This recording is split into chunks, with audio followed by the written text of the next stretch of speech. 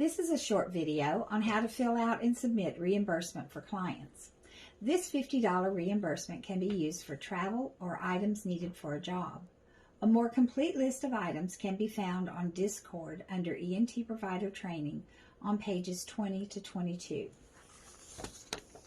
I have a folder saved on my computer for client travel. In that folder, I have a blank DCO 243 and DHS 0187 saved as a template.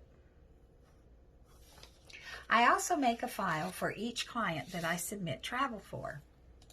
I fill out these documents and save in their file as a template. That way, I only have to fill out dates and amounts when submitting travel. Once the forms are completed, I resave it and change the name from template to month and week. This is the form I use for the clients to keep track of their mileage. I give this to the client at our first meeting and I fill out the first line for them. The date, from home to ENT, transported by self, family, or friend, and then the amount.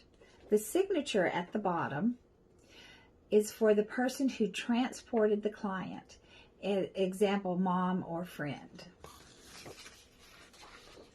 The DCO 0243, I transfer the information from the travel log to this document. The second page has instructions. It's not necessary to print out the second page.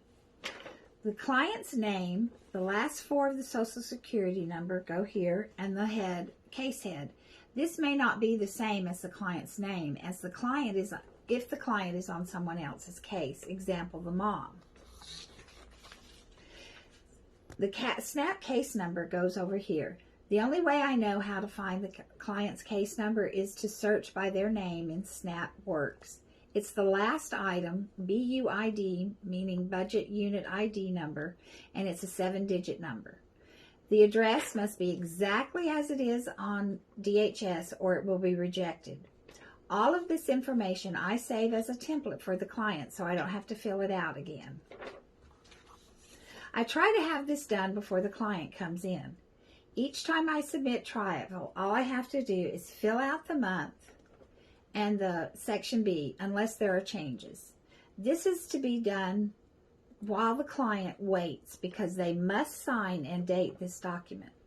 I print the document, have the client sign and date it, and then I scan it and save it under the client's travel folder.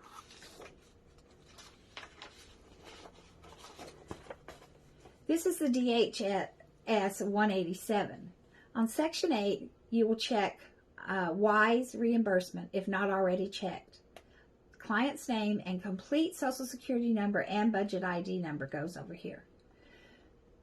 The section B is for the address, and in the description you will put transportation and put the amount and total. I fill out this form and save it to the client's travel file. Then all I have to do is fill in the amount, print, have the client sign and date it. I scan it and save it to the travel file. Do not print the second page because it is not applicable to our clients. To submit travel, you log on to SnapWorks. Search the client's name and open their file. On the left side, click on Reimbursements. Then click on Add New. Type in the client's name, and for reason, choose Transportation Paid to Client. Add the date and amount, then click on Choose Files. You will upload the 3 documents that you just saved in the client travel file. Once the documents are finished loading, hit Save. Put notes in Contact History and Case Notes. I put the original documents in their paper file under the Billing section. Let the client know that it may take 2 to 3 weeks for them to receive the check. And that's how you submit travel for your client.